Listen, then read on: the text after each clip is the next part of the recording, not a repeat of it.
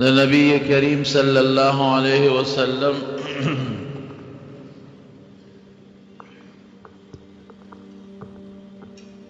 د سیرت پاک په سلسله کې د بدر د غزوې او د جهاد واقعه شروع کړې وه او دې ته مو خبره رسولې وه چې نبی علیہ السلام سره د صحابه هم بدر میدان ته ورسېد او د مکې کافران د ابوجهل لښکرم بدر میدان ته راورسېد دواړه یو بل سره مخامخ شو په هغه میدان کې او ما درته ویلي چې صحابه په اصل کې د ابوجهل د لښکر په نیت نه ووتې د ابو سفیان د تجارتي قافلې په نیت ووتې نو ځان سره جنگي سامان کم وړی و اته توري دي شپږ زغري دي او یا اوښان دي او دوه آسونه دي او د کافرانو د زرو کسانو لښکر دی او ټول مسلح دی هغې سره اویا آسونه دي او 700 ورسره اوښان دي او ډېر جوش او خروش سره دي او په دې نیت دي چې دا مسلمانان خو ډېر کم دي نو دا به موږ ټول ختم کړو میدان جنگ کې چې کله یو بل سره مخامخ شونو بعض کسان و کافران لیکن لږ نرم دلو رحم دلو لکه اخنس ابن شریق او د هغه قوم هغه خپل قوم څخه راجمع که او وی چې قومه مونږ خو د ابو سفیان د قافلې د بچاو دپاره راغلي او د ابو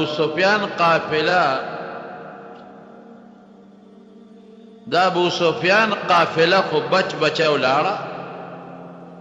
مونږ خو جنگ له نه یو راغلي مونږ خو دې له راغلي یو که زمونږ په قافله چا حمله وکړه نو مونږ به جنگ کوو قافله بچاو مکې ته ورسېدله نو مونږ جنگ څه کوو دا که مسلمانان دي خو زمونږ رونه دي زمونږ تربوران دي جنگ مونږ نه کوو نو اخنس ابن شریق سره د خپل ټول قوم بنو خزاعه واپس لاړه هغوی جنگ کې سوا نغشته بل یو کافر عمیر ابن وهب هغه د ملګرو ته وی چې زه ورځم او دا مسلمانان ګورم چې څومره دي په اس باندې سور شو راغی او د مسلمانانو د صفونو نه ګیر چاپیره چکر واو قوم له راغی وی یاره 300 خوشه دي وی اورګې ګورم دا 300 خو ډېر لږ دي دي خو به ځان نه وجني زمونږ مضبوط لښکر دی دی مونږ سره نشي جنګېدی کیدی شي دوی دوکه کوي او د دې غونډۍ شاته دی ځان سره نور لښکر پټ کېنولي نو زه چکر لګوم نو دې لاړ د بدر د غونډو د غرونو نه تاو راتاو شو هېڅوک یې پیدا نه کړل چې راغی حکیم ابن حزام دا وروسته بیا مسلمان شوی دی دغه وخت کې کافر و هغه ته وایي حکیم وی مسلمانان خو دغه 300 تقریبا دي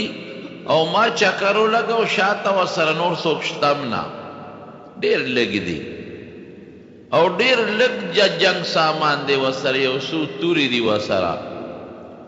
خو جوش او جذبه مولیده یا به دوی مري او یا به مونږ کې خلک وجني نو که دا مړه شو او یا مونږ کې بعضې خلک مړه کړل نو بیا د دې نه پس به د ژوند څه مزه وي دی لږ ښه سړی و پکې ځکه دا مسلمانان څوک دي خو زمونږ قومیان خلک دی نو جنګ څه دپاره کوو مونږ چې په کوم مقصد راغلي وو چې زمونږ د تجارت قافله ده او مسلمانان یې لوټ کوي هغه قافله اسې محفوظ مکې ته ورسېده زما له جنګ نه غواړي حکیم ابن حزام ورته وایي عمیر ابن وهب ته وی ته راځه عتبه مشر سردار دی زمونږ هغه سره به میلو شوه به پوی عتبه لرالل عتبه د مکې مشر و لوی سردار و سپین ږیرې هغه ته الوې عتبه وی زما هم دا خیال دی چې جنګ نه کوم عتبه قوم را جمع کړ قوم ته وویل قومه یو تقریر یې ورته وکړ وی مونږ څه لره وتي یو مونږ دې لره وتي یو چې مونږ ته د اطلاع شوې وه چې ستاسو تجارتي قافله باندې مسلمانان حمله کوي مونږ دې لره اوس پته ولګېده چې هغه تجارتي قافله زمونږ بچ بچو مکې ته رسېدلې ده ولې جنګ کوو که دا مسلمانان دي نو یا د چا رونه دي د چا بچي دي د چا تربوران دي د چا پلاران دي نو خپل قوم ولې مړه کړو او یو عجیبه خبره یې وکړه وی پرېږدی دا محمد او د هغه ملګري صلی الله علیه وسلم پرېږدی پرېږدی که چا مړ که مونږ به خلاص شو او که دله خدای غلبه ورکړه او دی غالب شو نو زمونږ د قوم بچی دی د عزت زمونږ عزت دی څه بده خبره خو نه ده که دی غالب شو خو زمونږ بچی دی د دې عزت زمونږ عزت دی او که چا بل چا مړ که نورو خلکو ته به یې پرېږدو نو مونږ هم ترې خلاص شو قوم ټول عتبه سره ودرېد وی بلکل او د هغې وجه څه وه عتبه ولې دا خبره وکړه عتبه ځکه وکړه چې ما تېره جمعه تاسو ته دوه خوبونه ویلي دوه خوبونه یو بیبي عاتکې خوب لیدي و هغې نه معلومېده چې دا مسلمانان بریمونې او کافران شکست کړل او یو د جهیم ابن سلط خوب و هغې نه هم دا معلومېده چې مسلمانان بریمونې او بل د دې عتبه یو غلام و عداس چې کله حضور پاک د طایف نه راته هغه عداس په لاره کې مسلمان شوی و نو عتبه ته تپوس وکړو وی عداس دا ولې نو هغه ورته الوې وی دا د آخر زمانې پیغمبر دی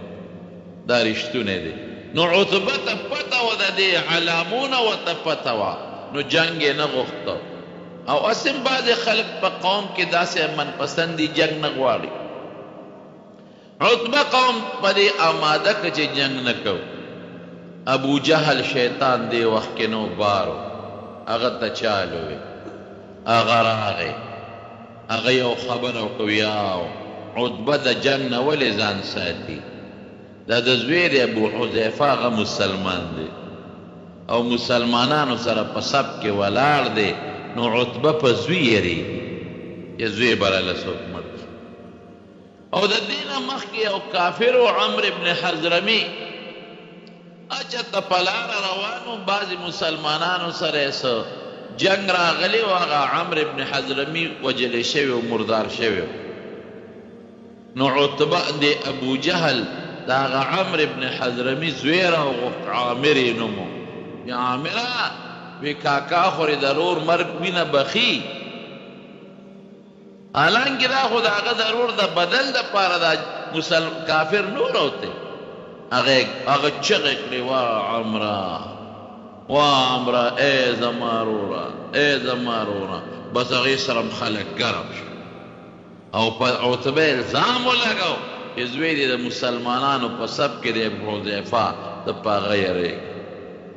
نو عتبه وی ښه اوس به پته ولګي چې نر څوک دی نو دی د بهادرۍ نه په دې سینه د شترمرغ وزرې لګولې او وی د اوسپنې ټوپۍ راوړی میجن ورته وه نو ټوپۍ وله راوړه نو سر یې غټو پې نه برابرېده نو بیا یې د سر په رومال باندې وتړه او میدان ته ووت هلته نبی کریم صلی الله علیه وسلم سهر وختي ټول صحابه ودرول او د جمع مونځ یې وکړ او د مانځه نه مخکې پسې صحابه له د جنګ ترغیب ورکړ او دی ورته ووی چې ما سره خدای وعده کړې ده اذ یعدکم الله احدى الطائفتین انها لکم ما ته خدای ویلی دي چې که د ابو جهل په لښکر وردی دام در کوم او که د ابو سفیان په تجارتي قافله وردی دام در کوم ما سره خدای وعده کړې اس فکر چې ونه کې سیهزم الجمع ویولون الدبر او ما ته خدای ویلی دي چې دا کافر به شکست مونی او تاسو له به خدای فتح درکوي فکر مه کوئ فتح زمونږ د وسلې ته مه ګورئ ولقد نصرکم الله ببدر وانتم اذلة الله رستو فرمایي کنه چې ستاسو عدد کم و زر تاسو 314 وسله د سره کمه وه طاقت په لحاظ د هغه مضبوطو مظلم زیات کړی او تکلیف کې مبتلا وی بیا هم دله خدای مدد وکړه نو د جهاد ترغیب یې ورکړه د شهادتونو ترغیب یې ورکړه او بیا صفونه نیغول چې کله صفونه نیغوله غش یې راواغېسته او داسې راښکه یو صحابي دی حضرت سوید رضی الله عنه هغه لږ یو کوټې خېټه رابار و د صف نو نبی علیہ السلام ورسره خوش طبیعتي وکړه نو په خېټه یې وله غشې راښکه وی استوي یا سوید سویده نیغ شه برابر شه صف کې او خېټه باندې غشې راښکه بس هغه نیغ ورته د صف نه راووته وی د الله رسوله مونږ په ته ایمان راوړی او ستا په انصاف والا دین مونږ ایمان راوړلی نو اعدل ما سره اوس انصاف وی څنګه د سره وکړم وی زما خېټه دې خوږ کړه نه زه دنه بدله صحابه هم حیران خدای ته څنګه امتي دی چې او څنګه صحابي او حضور پاک او قصدن د خېټه نه خوږ کړی د سره خوشطبي وکړه او غشې یې راښکه وی نه انصاف غواړم ما په دغه انصاف ایمان راوړی دی نبی علیہ السلام متظر لمن مبارک اوچته وی راشه زما نه خپل انتقام واخله داسې ښکلي اخلاق خدای پاک ورکړي چې لمن یې اوچته کړه دغې سوید ورمنډه کړې او سوید ورمنډه یې کړې او د حضور پاک خېټه یې ښکل کړه بار بار یې ښکل کړه اردت هذا یا رسول الله د خدای رسوله دغه مې اراده وه چې ستا دا خېټه ښکل کړم او د الله رسوله ممکن ده چې دا زما اخري ستا سره ملاقاتي ما له د خدای په دربار کې دعا وکړه چې الله په ما رحم وکړي حضور پاک وله ډېر په مینه دعا وغوښته صحابو صفونه چې کله برابر کړل نو حضور پاک الله ته بیا لاس اوچت ظاهري اسبابو په نظر خو مسلمان کمزوری دی یا الله دا قریش ډېر په کبر راوتي دي او ډېر په فخر راوتي او ډېر په لویه وسله او په یو ډېر لوی شان او تکبر کې راغلي دي خدای مقابل کې زما ملګري ډېر عاجزانان او کمزوري دي خدای الله د دې قریشو دا کبر په خاورو کې واچوه او زما دې ملګرو له خدای غلبه ورکړه دا دعا یې بیا وکړه ګوره حضور پاک سات په سات الله ته متوجه کېږي او کافر خپل کبر او غرور کې دي ابو جهل چاته وی چې دا مسلمانان به څومره وي 300 وي یاره وی داسې وکې وجنه ما جمدي به ونیسو مکې ته به بوځو هلته به ورسره راکار دا د وجنه ما دا خو بېوسلې خلک دی چې ګوتې وله یې ونسي او شیطان راغلی دی شیطان د سراقه ابن مالک مدلجي په شکل کې او شیطانان یې ځان سره د هغه د ډلې په شکل کې د بنو مدلج په شکل کې راوستي دي ابو جهل ته وایي د سراقه شکل کې وایي زما قوم دقه دې ما راوستي دي غمې مکه زر تاسو یې زر د لما روستی دی زر دا دی او زر د لما روستی دی ایز فکر چې ونه کی بلکې 2000 نور دی 3000 لښکر زما هغې ابو جهل ډاړه یو بل اطلاع مسلمانانو ته راورسېدله چې کرز ابن جابر را روان دی د کافر امداد لا او هغه سره هم لښکر دی 15000 کسان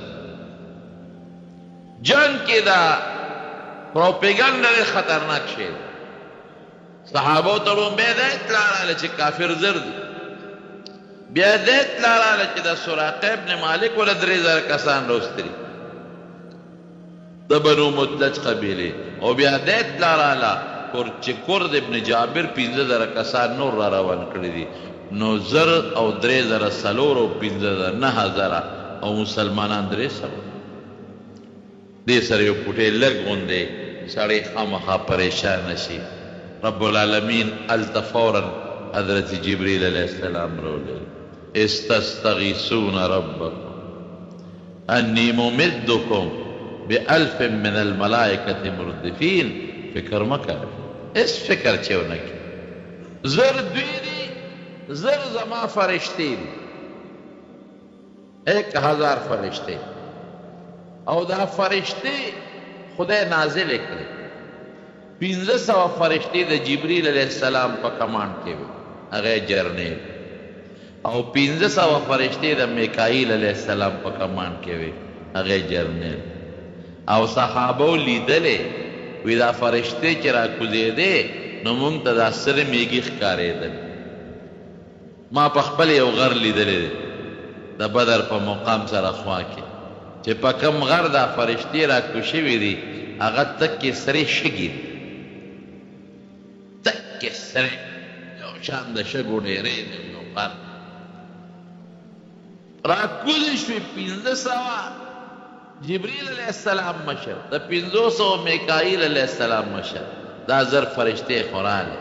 حضور پاک ته ودرېدې د الله رسول چې فکر ونکړي هغه زر دي زر مونږ دغې راغلی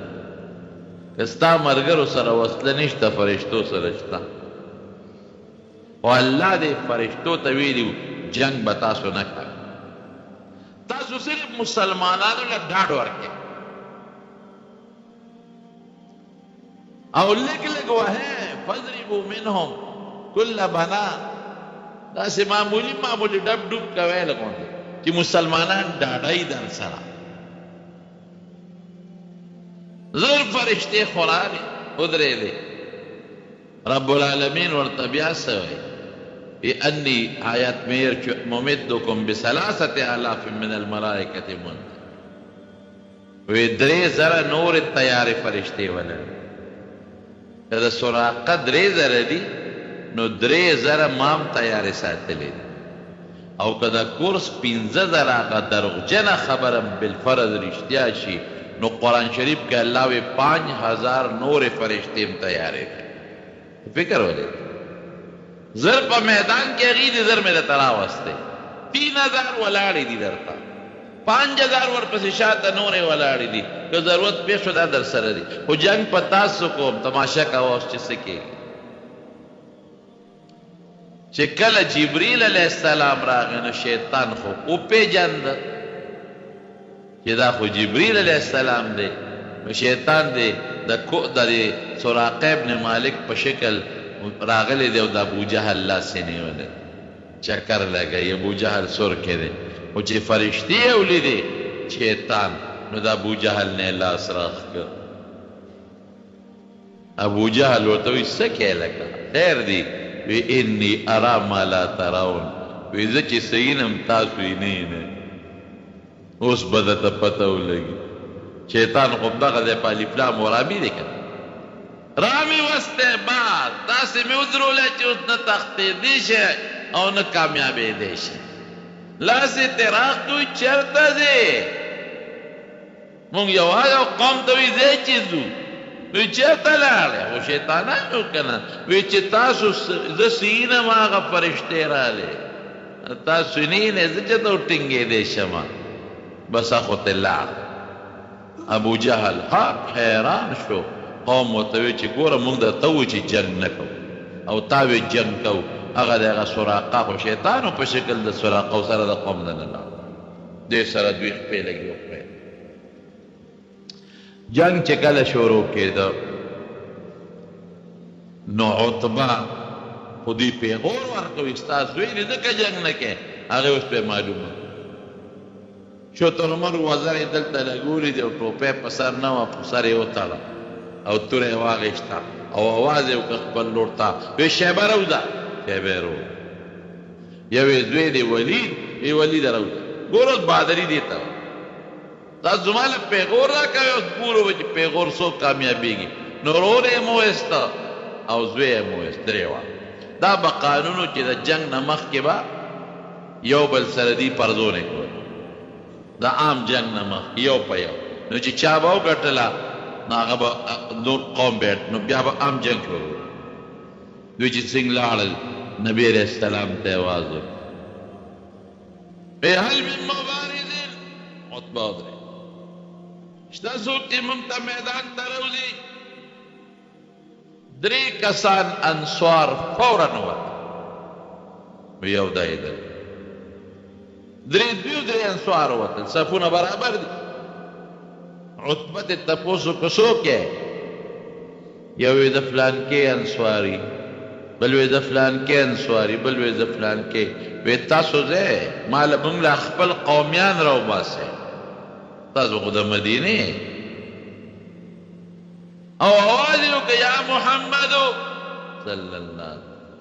اخرج الینا اکفاءنا، موږ له هغه خپل دغه راوباسه، قومیان چې زموږ برابر دي په قومیت کې راوباسه. حضور پاک خودم رور استوزوی نبی علیہ السلام هم ترتوی قم یا حمزه، حمزه پس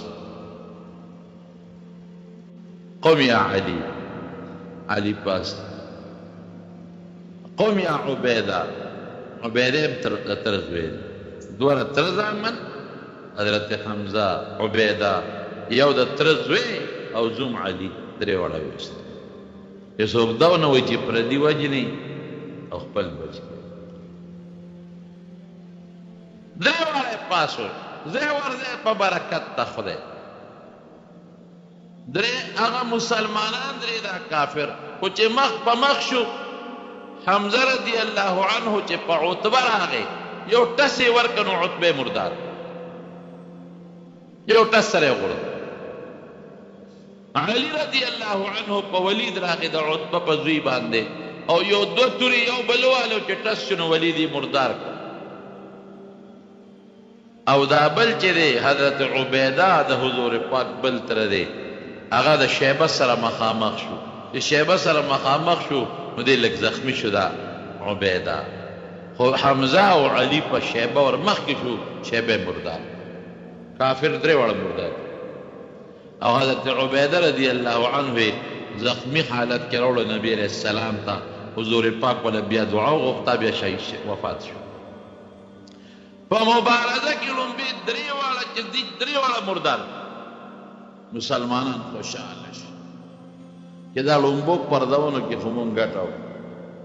ورپسې عام جنګ شروع شو. حضرت عبدالرحمن ابن عوف رضی الله عنه فرمائے حضرت علی صاحب وایي الله اکبر د صحابه ورونو ډېر لوی شان وی د قیامت په ورځ د ټولو نه لومبې به زه د خدای انا اول من یجسو بین یدی الرحمن للخصومه، وی د قیامت په ورځ به د ټولو نه مخکې د خدای په دربار کې زه په کونډو پریوزم او خدای سره به زه مخامخ ودرېږم چې الله زه هغه یم چې ستا د پیغمبر په دین کې اول نمبر میدان ته زه وتلی زه به ودرېږم. للخصومه، خصومت الله سره به باس کوم، الله سره به زه باس کوم چې خدای پاک لومبې هغه ځایمه چې زه ستا د رضا دپاره د لومبې میدان ته وتې او ګټلې مې ده. زه به میدان کې ودرېږم.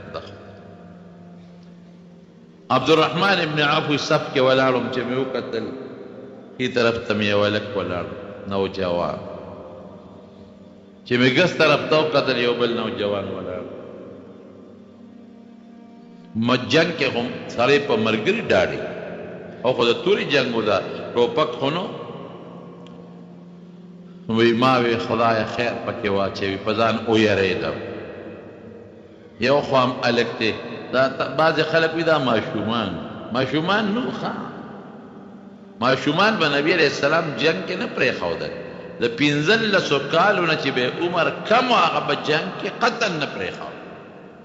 15 کالو ته به چې عمر ورسېد نو هغه به جنګ کې. ماشومان نو ځوانانو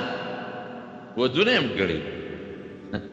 ځوانانو ودونه یې هم کړي، خو د نورو خلکو په نسبت په عمر کې کم. وی ما چې خدای خوا کې خو مهلکان دي، نوجوانان نا تجربه کار دي، دا بس کې وی په دې سوچ کې چې یو را باندې سکونډار ولګول. وی چې ما ورته وکتل ما ته کاکا جي یا عم اتعرف ابا جهل، ابو جهل پیژنې؟ وی ما ورته چې ته پسې کې ما تفعلوا به، ته پسې کې؟ وی ما اورېدلي چې زمونږ د پیغمبر غټ دشمن دی. که نن خدای ماله په ګوتو راکړه که نه، نو یا به زه مخکې مرم یا به دې مخکې وجم. دوه خبرې. وی خوا کې مې در سره روړ دی، ده ته به غږ نه کوي. وی دې کې را باندې هغه سکونډاره ولګوله چې ما وکتل داسې کړې. ما غوږ ورښکته کړ، ما ته وی کاکا جي ابو جهل پیژنې؟ دا خو د مدینې انصارو دوی کې ته نه ولیدل. ما وی یو څه پې کې؟ وی یاره ما اورېدلي چې زمونږ د حضور پاک غټ دشمن دی، او که نن په ګوتو راغی که نه، نو یا به زه مرم یا به دې مرم. وی قسم دې د هغې په وجود دونه خوشحاله شوم. وی مې چې زه هلکان دي نوجوانان دي، خو الحمدلله بادران خوشحاله شم. هم راته وی روړ ته مې غږ مه کوه، او دواړه رونه دي. وی دې کې ابو جهل په اسره ښکاره شو او په دې صفونو ګرځي. مې وینې هغه سړی؟ وی یو دغه ستاسو ملګری دغه دی. وی دواړو پې لکه د بازونو په شان ورغوټک ورغلل، او داسې مضبوط او چې د استې لاندې راوړل. جنگ شروع دی. بیا دې یو پسې د حضرت معاذ رضی الله عنه پسې د ابو جهل زوی عکرمه ولګېد، په دې تورې په دې لاس و، دا لاس یې دې پرېږد. لیکن ګوره هغه په هغې کې هم لګیا دی جنګي، لاس ته پورې ویزان دی او بیا هم جنګېږي. نو لاس تنګ کړی و، نو په دې لاس یې خپه کېښوده، چک یې ورکړه، ځان نه یې وغورځو او بیا هم جنګېږي. دې خو د هغه زخم نه خدای جوړ کړو، وروسته بیا وفات شوی دی. او هغه بل روز حضرت معاوض رضی الله عنه هغه په دې جنګ بدر کې شهید شو.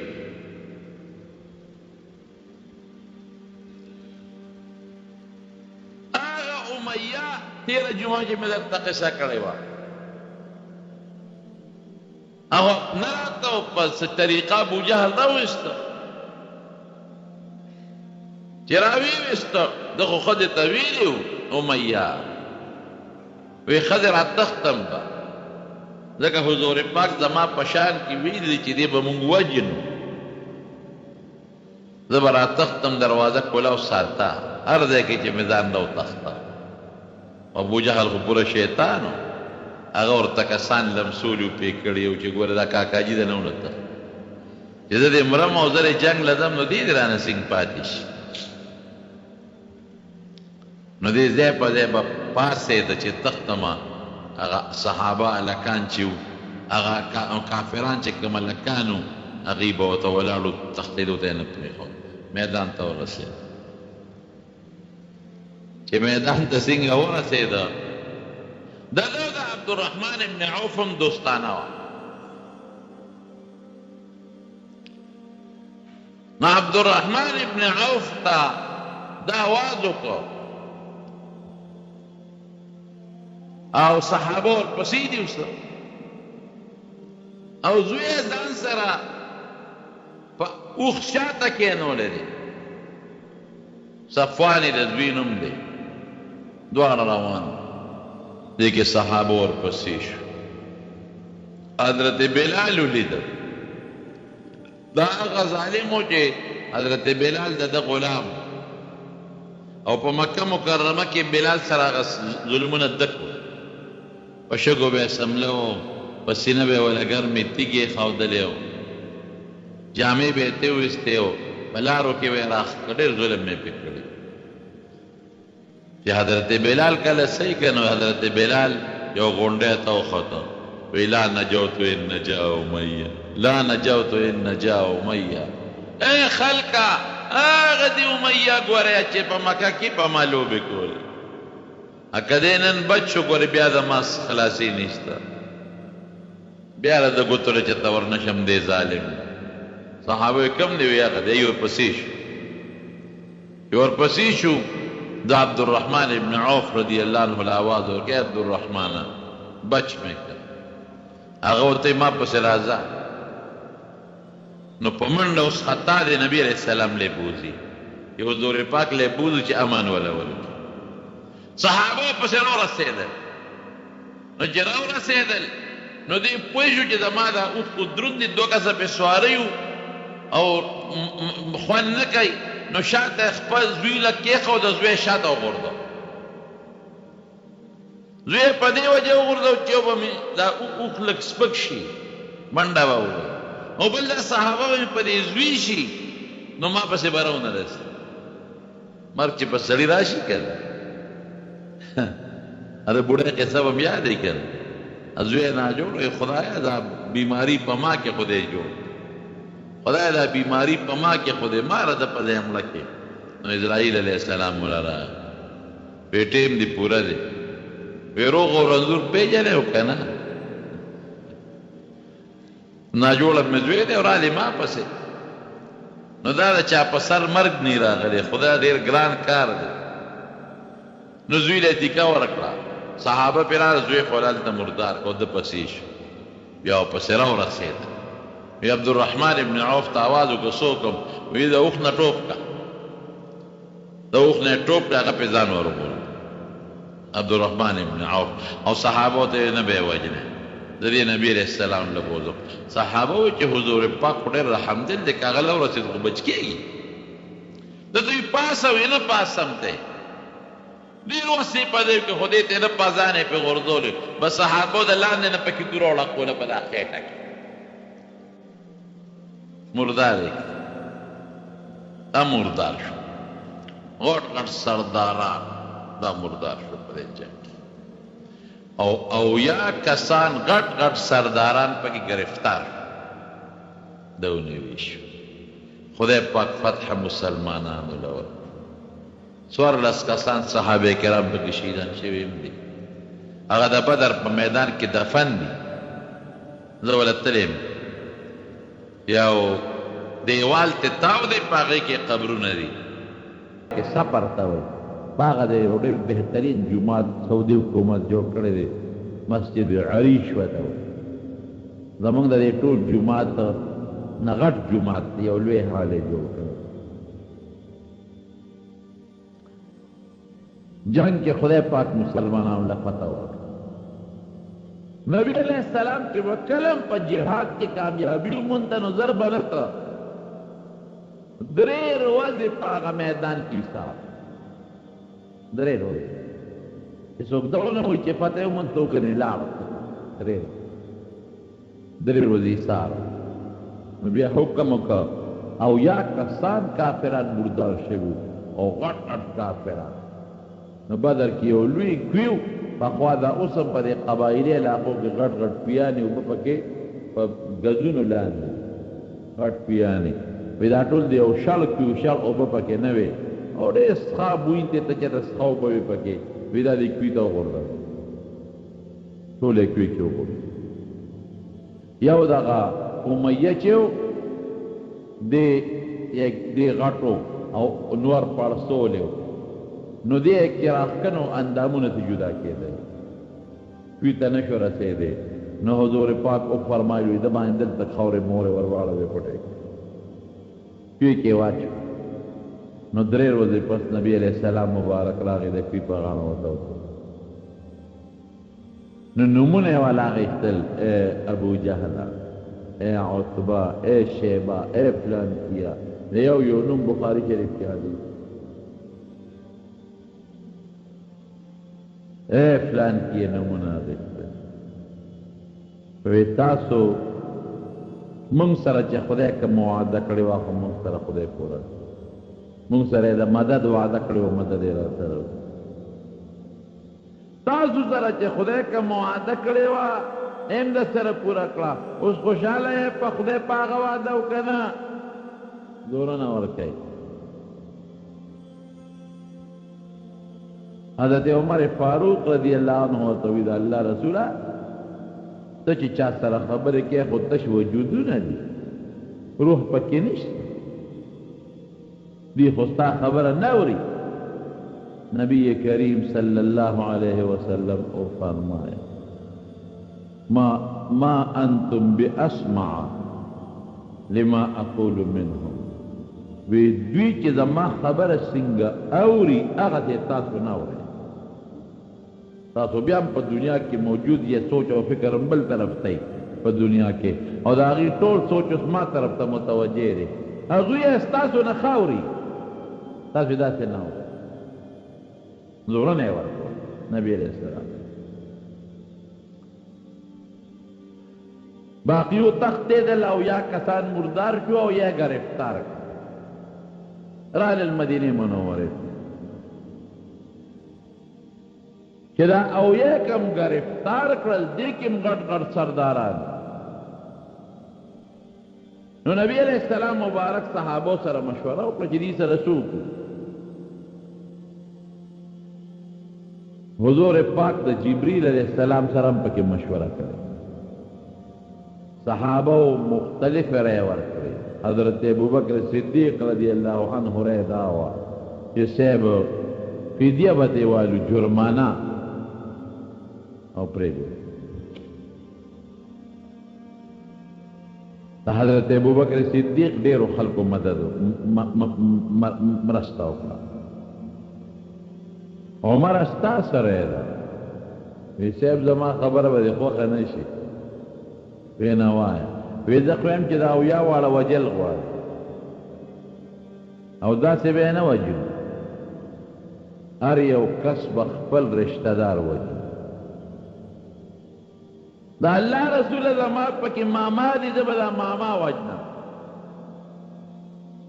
د حضرت ابوبکر صدیق پکې زوی دی به زوی وجني د حضرت علی پکې رور دی عقیل اب خپل رور وجني او دا الله رسول استا پکې یو تر دی عباس او یو دی زوم دی ابو العاص ته به دا وجني هر سړی به خپل رشته دار وجني چې موږ نن الله ته دا وښایو چې خدای ستا په مقابله کې موږ نه پلار پېژنو نه تره پېژنو نه زوی پېژنو نه ماما او واقع په دې میدان کې دننه د حضرت ابوبکر صدیق زوی دی میدان ته راووت هل من مبارز شته چې څوک ما ته میدان ته راوځي نو پلار خو د زوی آواز پېژني حضرت ابوبکر چا تپوس وکړو وی د آواز د عبدالرحمن نه دی وی دی که بس تورې دی کړنګ ورکړه ورمنډه وی درلم زه میدان ته درلم حضور پاک کلک ونیوی ته به نه بل څوک دی قسم په خدای صحابو د دین دپاره هغه قرباني ورکړی چې تر قیامته پورې به مور راوړې داسې قرباني ورکړي نه بیا پلار پېژنده حضور پاک سره خو مینه د هغې وه زموږ څه مینه ده و دین خو قرباني هغې کړې ده زموږ څه قرباني ده په اسلام خو ننګ او غیرت هغوی کړی دی موږ په اسلام کم ننګ او غیرت وکړو اوس چې وګورئ دغه دی که نه مونږ له چیلنجونه راکوي حرامیان قرآن شریفونه زمونږ سوځوي چیلنج راکوي پروس کال په امریکا کې قرآن شریف وسوځ نو دغه حرامي بیا وایي نور به سوځو مونږ له چیلنج راکوي چیلنج او د مسلمانانو د قیدیانو په ګوانتانامو به کې قرآن شریف راواغېست او په لیټرین کې د هغوی په مخ کې وغورځ مونږ له چیلنج راکوي او مونږ اسم نشو مونږ د دې سپېره کافر سره اوس هم مدد کوو مونږ ورسره دوستانه تعلقات کوو غیرت هغه دی چې کوم غیرت په صحابه کرام کې او خدای پاک داسې غیرت په مونږ کې پیدا کړي دې ته غیرت خو دین نن مونږ خو د غربي مانځر هم جومات ته نه مونږ خو د پیغمبر شکل هم خپل نه کړ مونږ خو د پیغمبر پټکي ته سپک ګورو مونږ ته خو د پیغمبر جامه سپکه ښکاري مونږ خو د پیغمبر په مصله چې راته کوم ولاړ دی هغه پسې هم کنځل کوو مونږ خو د پیغمبر دین چې په کومه مدرسه کې ښودل کېږي هغه مدرسې سره هم دشمني کوو زمونږ به د حضور پاک سره د قیامت پر ورځ ملاقات نه کېږي مونږ به ورسره نه مخامخ کېږو دا ټولې خبرې به مخکې راځي ګورې مونږ لا دا پاتې نه دي مونږ د پیغمبر د دین دپاره څه قرباني ورکړو او څه محنت هم مونږ وایو د بس هر سړی پیشه او خپل دین یې پیشه او لنډه خبره هم زده کړې ده مړ هر سړی خپل قبر کې سملي دا ټیک ده چې هر سړی خپل قبر کې سملي خو د پلار نه به د بچو تپوس کېږي د مور نه به د بچو تپوس کېږي د قوم د مشر نه به د خپل قوم تپوس کېږي دا زه نه یم دا حضور پاک فرمایي كلكم راع وكلكم مسؤول عن رعيته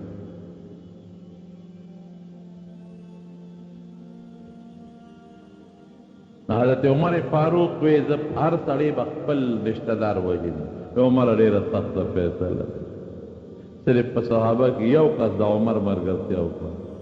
باقي نورو ټولو وی صاحب فدیتې والا پرېږده حضور پاک د جبریل علیه السلام سره مشوره وکړه جبریل څه چل وکړه وی اختیار ستا خپل د چې څنګه دې خوښه یې هغه وکړه څنګه دې خوښه خو دا صحابه دې پوه کا که فدیه واغشته او پرې یې ښودل نو دا اویا دي اویا به کال پس تا د مرګرو نه مري اویا به مري نبی علیہ السلام صحابه ته وی ورې که فدیه م واغشته او پرې م ښودل نو اویا به تاسو کې کال آینده کال مري صحابه وی دا خو ډېره ښه ده چې مونږ یې مړه شو خو جنت ته به لاړ شو ګر مونږ خو د مرګ نه نه یېرېږو فدیه تې واغېسته بیا چې دې فدیه اغېسته هغه عجیبه وه سوال جوابونه یې مکې ته ولېږل چې دې پسې فدیه راولېږې نو دا یو فدیه راتله او نبی علیہ السلام ته پیش کېده دا د پلان کې فدیه ده صاحب ا به یې خوشې کړ دا د پلان کې دا به یې خوشې کړ حضرت عباس رضی الله عنه د حضور پاک تر دی دې چې راوسته دونه وسره مینه ده دومره او دې پټ مسلمان و چې دې یو صحابي له ورکړې تقسیم کړل په صحابه وی لاسونه ولو تړه چې د نو نه تخصیص او کې کوي نو د پیغمبر علیه السلام چې په کم کور کې شپه وه هغې سره دیوال نه پورې غاړه دی یو صحابي سره د ټوله شپه زبیرګي کول ام المؤمنین وی د مسلمانانو مور پیغمبر علیه السلام له خوب نه ورته خدای ولې خوب نه ورځي او ټوله شپه پریشان و خوب نه ورته بیا چې ما معلومات وکړل نو د عباس بیرګي اورېدل لیکن انصاف پکې دومره دی چې چاته نه وي دا عباس ولې زبیرګي کوي نو بیا وی زه لاړم دغه کور والا نه مې تپوس وکړو چې عباس بیرګي کوي څه چل دی ناجوړه دی حضور پاک ټوله شپه بې خوبه دی چې هغې وکتل لاسونه یې ولا سخت تړلي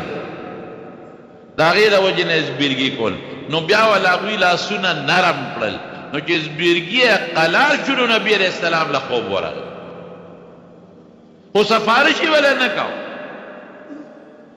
چې قیدیان به یو شانی سفارش بني نو سال عباس ته وایي کاکا ته به دوو کسو فدیه راوړې یو د خپل ځان یو د ورواره د عقیل غریب دی یو د ځان یو د عقیل دی ورته وایي ورواره تا ته پته نه ده چې زه مسلمان یم وی ظاهر کې د کافرو سره په ډله کې مونږ نیولې تړنه خدای خبر تړنه خدای خبر او فکر مه کوه که مسلمان یې او مونږ د نه فدیه واخېسته خدای به بدل درکړي خو مونږ نیولې کافرانو سره په ډله کې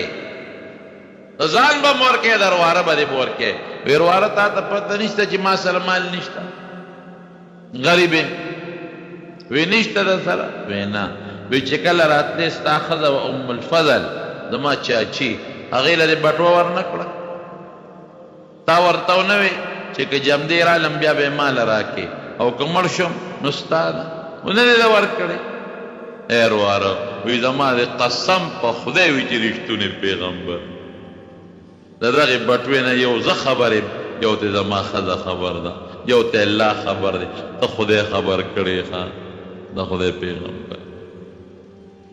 ابوالعاص یې ورته را مخکې کړ زوم و د پیغمبر علیه السلام حضرت زینب بیبي وه ابله په مکه کې ده وی ته هم فدیه راولېږه سوال جواب الله چې فدیه کله پیش کېدلې نو حضرت زینب چې د حضور پاک لور وه هغې هم فدیه راولېږله د خاوند انصاف خدای کړه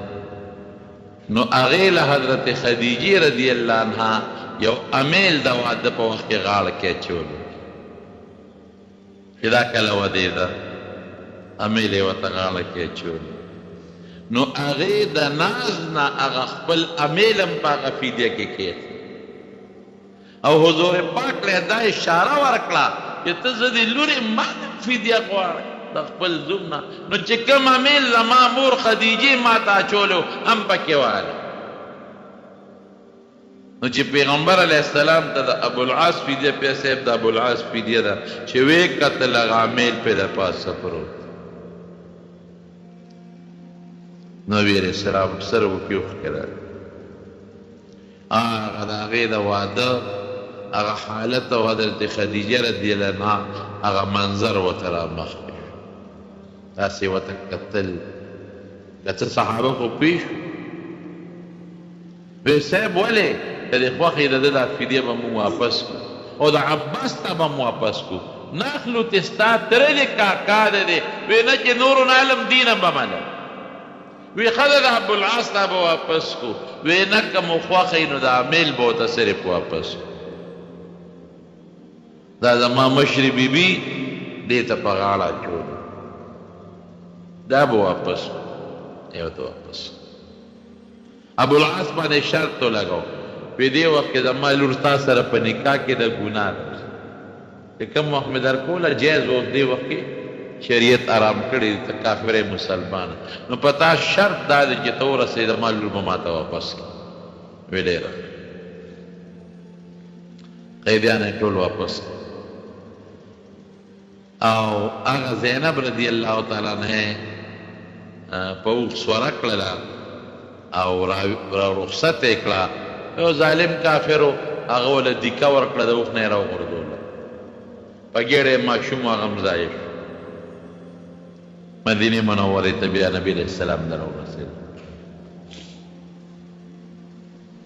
رب العالمین فرمایي ولقد نصرکم الله ببدر وانتم اذله وی تاسو ډېر کم وی وسله کمه وه افراد کم و بیا هم در سره خدای مدد کړی دی فاتقوا الله د خدای نه ویرېږئ هر وخت په زړه کې د الله یاره پیدا کړئ نو خدای به در سره مدد کوي نو شکریه به ادا کوئ لعلکم تشکرون بار بار به سره خدای مدد کوي شکریه به ادا کوئ نن مسلمان څومره ډېر دی نن د مسلمان تعداد د کافر د هر ډلې نه زیات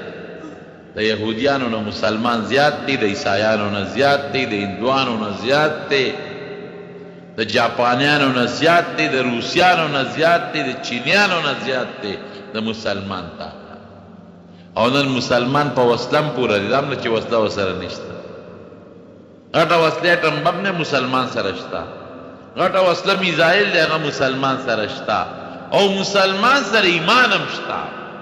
او دریابونه چې کم نهر سویز دا د مسلمان په دی دا داسې دریاب دی چې دا یورپ او دا بل طرف ملاوي، دا د مسلمانانو په حدودو کې دی. که دا نهر دا دریاب په بند که دا نهر د دوی یو بل سره کنکشن ختم،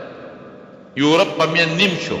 یو بل سره کنکشن ختم. تیل نن مسلمان سره دی چې د دنیا نظام نن په تیلو چلیږي، سونا نن مسلمان سره ده چې د دنیا تجارت په سونا چلیږي، گیس نن مسلمان سره دی چې ستا نظام ټول په گیس چلیږي. لیکن مسلمان بیا هم د کافرو د لاس سوال ټکول خوري. داسې ده که نه؟